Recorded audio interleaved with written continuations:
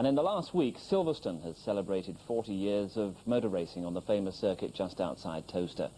Sadly, it was an anniversary that Jimmy Brown, the man who guided the circuit from its first event to its current status, wasn't around to see. Jimmy died in April of this year.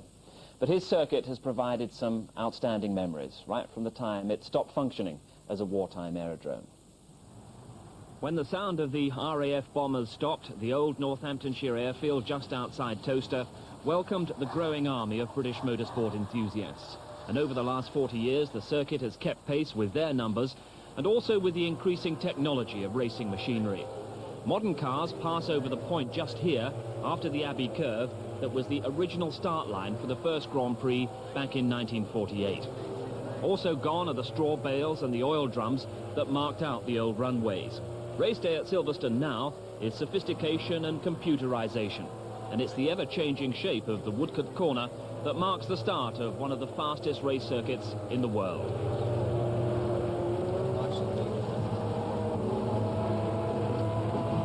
Yeah, right.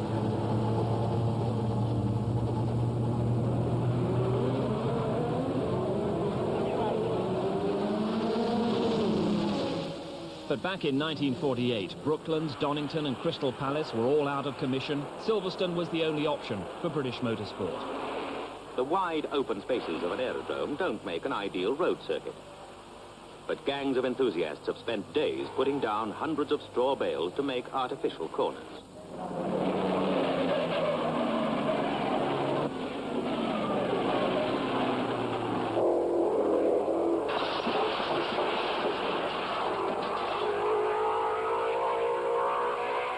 No one is seriously hurt, and the new Maseratis are out in front.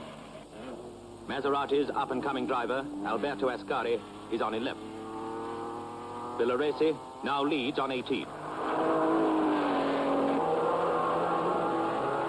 The British ERAs are called unkindly early English perpendicular, but Gerrard's is as fast as a Maserati. Villoresi leads Ascari in by 14 seconds, with an ERA close behind. Britain's first Grand Prix for many years is an overwhelming success. The talents of drivers like Stirling Moss maintained the Silverstone impetus as it changed from a temporary circuit into a permanent motorsports home. Mike Hawthorne, a great rival of the 50s. Graham Hill and Jim Clark carried the excitement through into the 60s, with a 1962 International Trophy at Silverstone, typical of the fierce racing between the two. Hill's BRM just catching Clark's Lotus on the line. The first of Jim Clark's two Grand Prix wins at Silverstone came in 1963 in a Lotus Climax. Speeds were increasing and Clark won the race at an average speed of just over 107 miles an hour.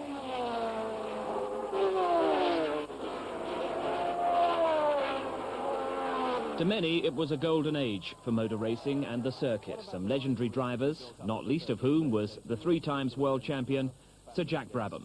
Well, there were people by the name of Moss and Clark and Brent and Stewart, all that lot, and I really enjoyed driving with them. And it was fantastic comradeship in those days. That although it was very close wheel-to-wheel driving, we never ever put one another in danger. It's a bit different today, of course. The standard of driving today from a courtesy point of view doesn't seem to exist anymore. It's a matter of who could push who off, I think, the way it looks today, which surprises me, really, that it's allowed to go on.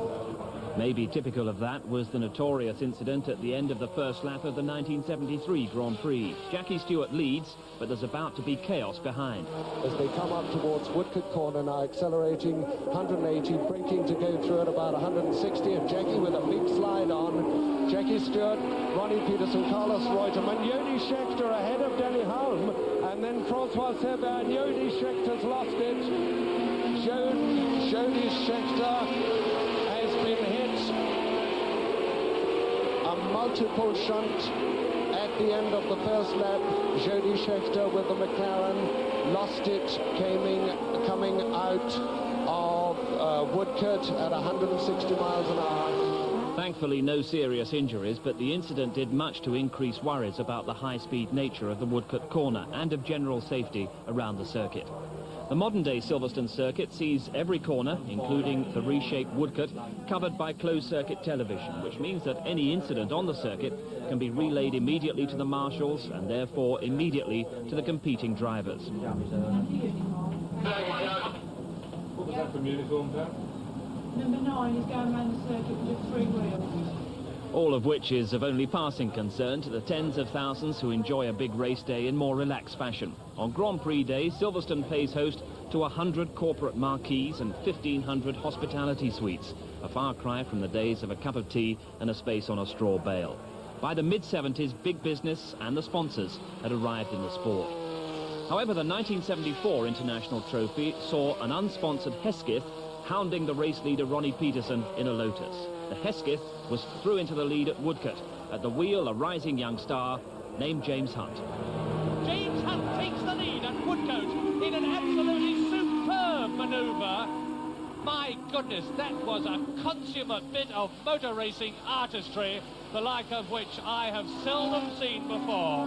And on a history-making 28th lap in the International Trophy race here at Silverstone today, James Hunt has broken his jinx because he has got ahead of Ronnie Peterson, and now I predict that James Hunt will open out a gap between himself and Peterson. He has proved to himself that he can do it. Psychologically, he's in charge now, and Peterson must feel a very frustrated man. And by the way, according to my hand timing, James Hunt has just gone round in 1 minute and 19 seconds, which is a speed of 133.4 miles an hour. Lap speeds were rising very swiftly at Silverstone, and the onset of turbo power would guarantee that rise for the next decade and beyond. In 1977, Silverstone was paying host to the Renault Turbo debut.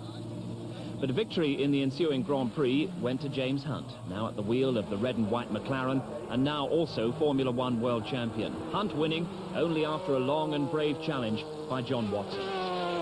Into Woodcote, the last time, the chicane. The victory clinched this, and James Hunt crosses the line to win the British Grand Prix.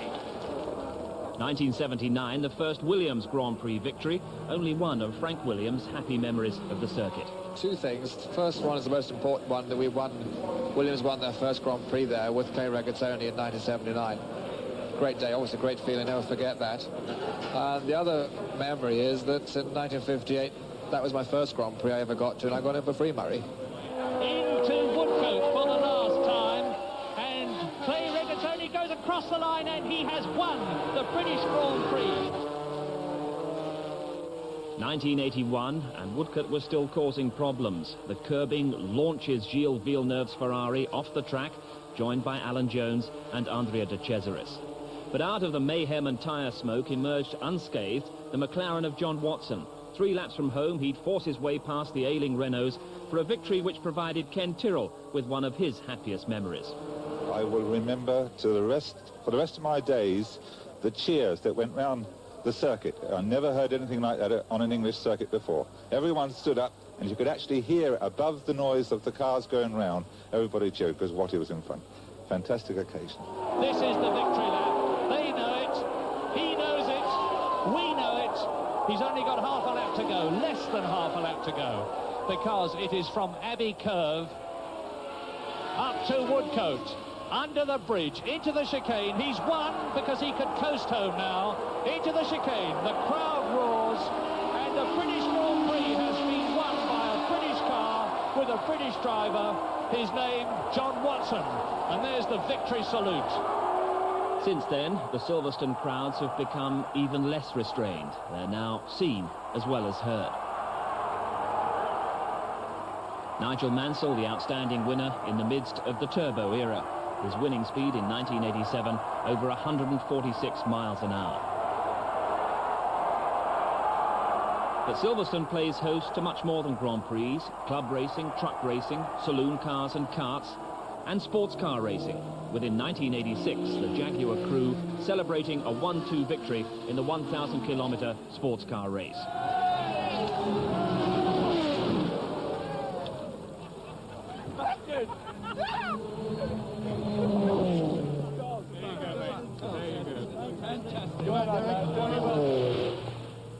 That victory signalled the start of Jaguar's second great era. A Le Mans victory and manufacturer's title, the Drivers' Championship, clinched just this past weekend.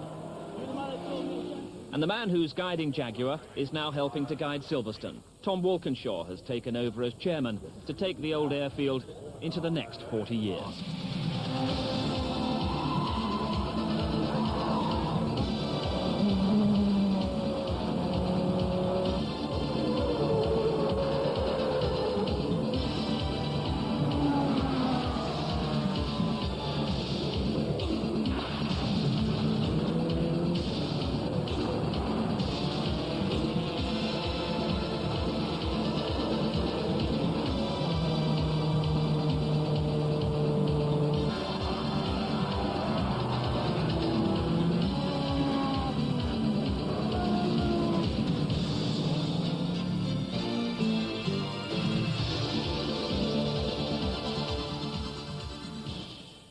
One anniversary also we ought to mention before we leave motorsport, 40 years of Silverstone.